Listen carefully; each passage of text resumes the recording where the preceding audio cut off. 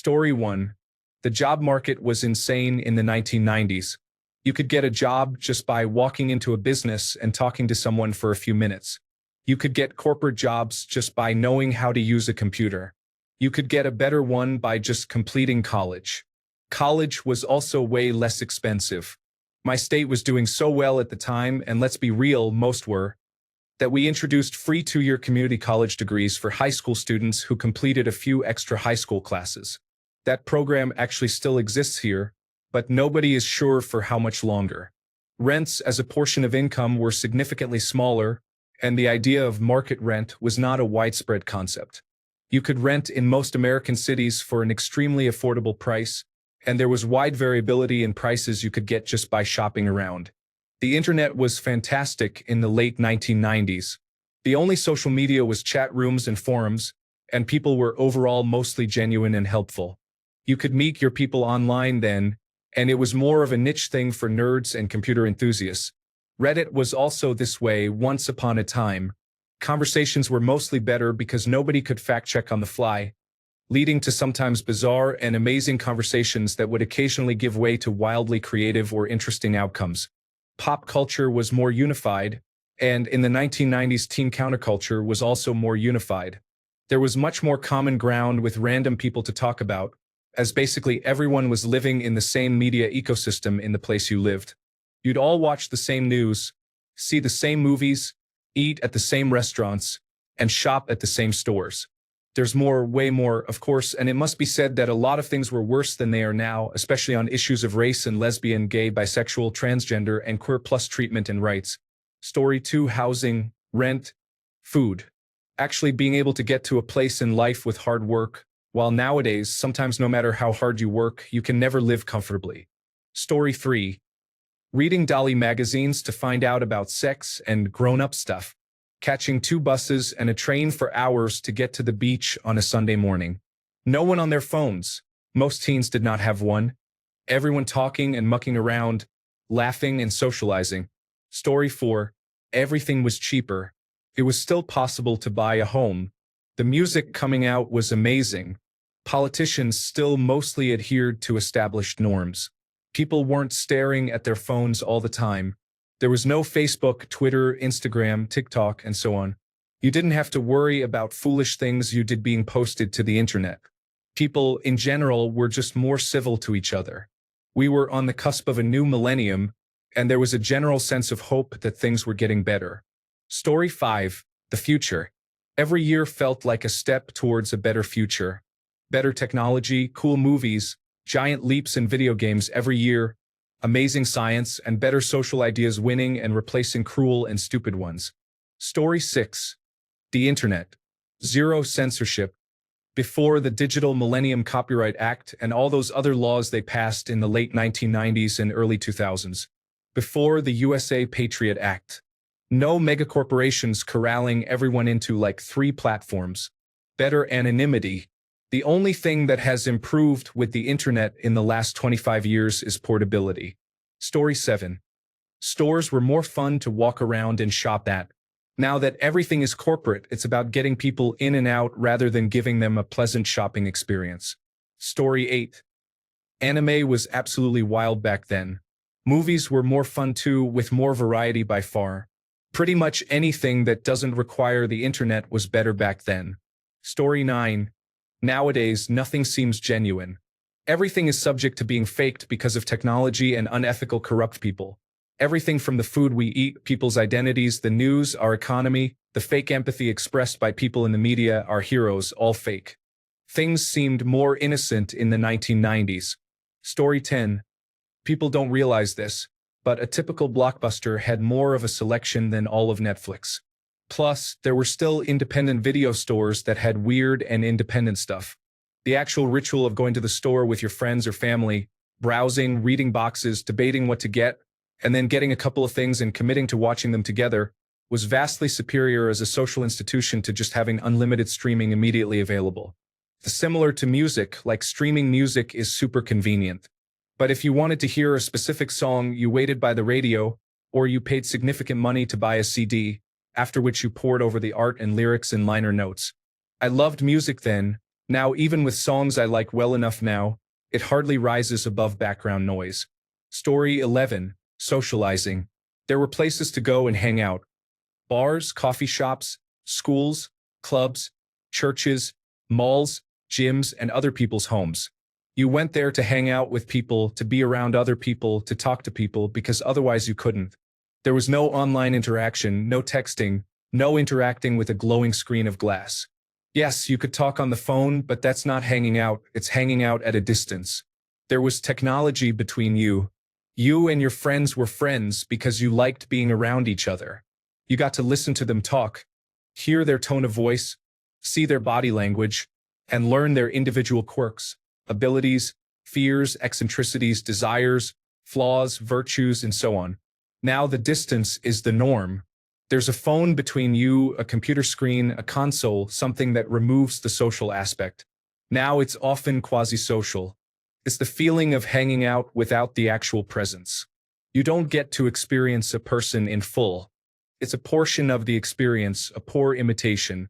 Back then, everyone, except for those who stayed in, had to be a people person to some degree. Now, the people person is becoming rarer with every new piece of technology that allows us to stay home and not hang out. Story 12. Cotton. The quality of cotton has decreased significantly due to a number of factors, namely droughts in India leading to increased prices and lower quality harvests. In the 1990s, you could buy 100% cotton sheets at Kmart for $35 that are equal in quality to $300 long staple cotton sheets available now.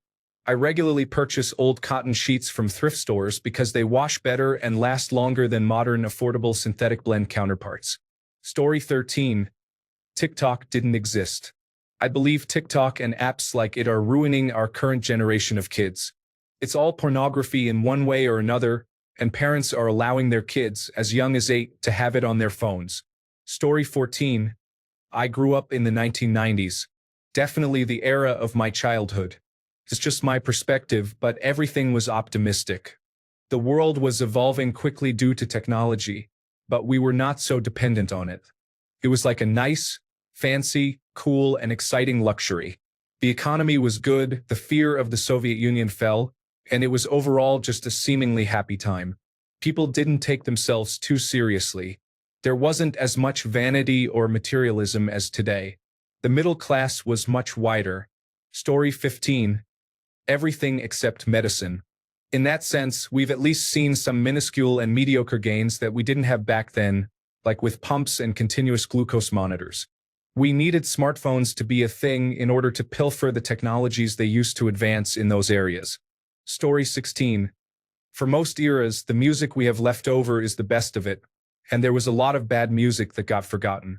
But look at the charts from the 1990s, it was back-to-back hits. Story 17. I've gamed all my life and I really dislike gamers. Just about every gaming community is filled with negative people who constantly complain. I strongly dislike them all. Story 18. A lot of food. Especially since the pandemic, it seems most every company has changed their recipes slightly in order to cut back on cost, and it has been to the detriment pretty consistently across the board from grocery stores to restaurants. Story 19. I liked them better in the 90s when they pretended to be for rule of law, family values, respect for the police, etc. I thought that pretense was bad at the time, but it was much better compared to Republicans now. Story 20. Being a kid in general, I think, left to our own devices. I had a lot of freedom. The internet was less targeted in its predation. Kids' TV and movies were better. School was better. I honestly believe there was less violence and less bullying, although I do think certain spaces are better for certain people now, hopefully. Neighborhoods felt safe where I lived. No preteens running around beating other kids or homeless people to death, which is apparently happening where I live currently. I don't know, it felt more innocent. Story 21. I don't know if you can say this is better in every respect, but it's at least appreciably different. Today, you are always connected to the internet. Going online is no longer an action you take. In the 1990s, that event of going online made the experience more special, but also put a divider between the internet and your everyday life. Story 22. You were able to raise a family on minimum wage. My parents raised 4 kids on or near minimum wage, and we were still able to rent a house in Southern California. My parents paid $1,200 in rent for a three-bedroom house about 15 minutes from the beach, and that was even with rent prices increasing, which my parents complained about. The same home would be around $3,000 to $3,500 in rent now. Story 23. With respect to phones and socialization, specifically college or university cafeteria socialization, I had some of my most memorable and funny exchanges while sitting around a table with my friends. Now, everyone has their head down in their own world. Story 24. As someone born in 1990, life. I know that life probably wasn't better for your average person, but as a child, with no social media and minimal technology, things seemed much more peaceful and kind back then. Story 25. Music quality of some labels. Record producers decided that the louder the album was, the better it was. So, quieter passages volume as well as the overall volume was boosted. In some cases, this led to increased distortion. Many of the so-called remastered CDs got this treatment, causing earlier versions to be superior. Story 26. I think it was more exciting in terms of not knowing or having access to information all the time. There are pros and cons to both, but the element of mystery is missed. Story 27. Concerts. Tons of small local venues with cheap covers, under 21 shows, booking upcoming bands just before hitting big, and some big bands coming down from their pop culture highs. Zero ticket fees. Story 28. People partying due to the reason that you could go out on a drinking session or a rave and not have to worry about being filmed by troublemakers and trending all over TikTok. Also, food. Story 29. Social life. I was born in 1981, and on nice weather days, a lot of people would be out on the stoops just talking. You drive by most neighborhoods today, and you rarely see that. Story 30. Music felt like it was more in line with the times and relevant. Sports felt like it had a lot more patriotism. Gaming on home consoles with friends was peak fun, and we didn't think it would ever pass. Things just felt a lot simpler, but that could just be the difference between being a kid and being an adult. Story 31. Definitely the 1990s. We still had decent television programming available as the fake reality trash TV genre hadn't really been invented until 2000 or 2001. Story 32. Life. People socialized instead of using social media to fake interactions. Kids played outside, and the suburbs were lively with people out and about at almost every house on the weekends. Driving through suburbs now is like driving through a ghost town, with everyone squirreled away inside on their phones and devices. Story 33. Exclusivity of dopamine. Instant gratification is destroying us. Don't think so? Minimize this Reddit tab. I'll bet it's sandwiched between TikTok and Pornhub. Story 34. Socializing before the internet was much more common in person. It's definitely noticeable the difference in social skills through the generations. It worries me, if I'm honest. I see a lot of younger kids with few close friends. Story 35. Social media did not exist. The music was exciting. There were places you could go to hang out with your friends and meet new people. School was boring, and there were only 10 computers in the entire place. Girls wore denim jackets, which I think is great. Electronic cigarettes did not exist. Ska music was all over movies and television shows. Concert tickets cost $20. Story 36. When you left your desk at work, nobody knew where you were. It was magical, and people couldn't just decide to schedule a meeting whenever they wanted with as many people as they wanted.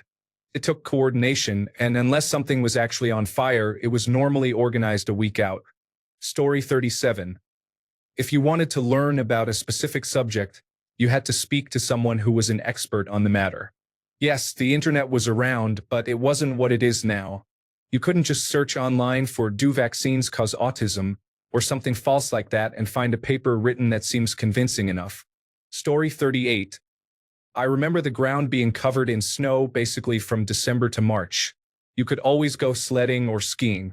Now it just snows sometimes, and then it is gone 2 days later. Story 39. Going easier on yourself and also getting away with stuff. People now are very self-critical, also judgmental and moralistic. Most people will say, "Oh, it's better now that we don't let bad things happen." but conveniently forget that they themselves drove to work at 42 miles an hour in a 30 zone, that they used their phone at the stoplights to check their social media, that they kept a secret from their partner, simply for an easy life.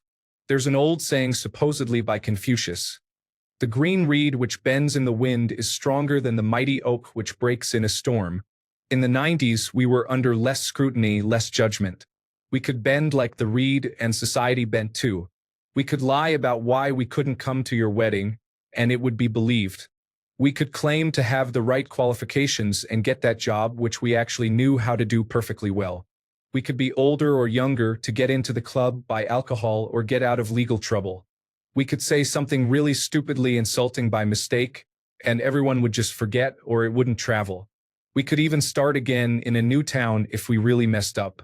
Now, some bad things happened with that flexibility. Very bad things. But as we legislate away and eradicate all wriggle room in our lives because someone previously did something bad in that space, we are all packed immobile.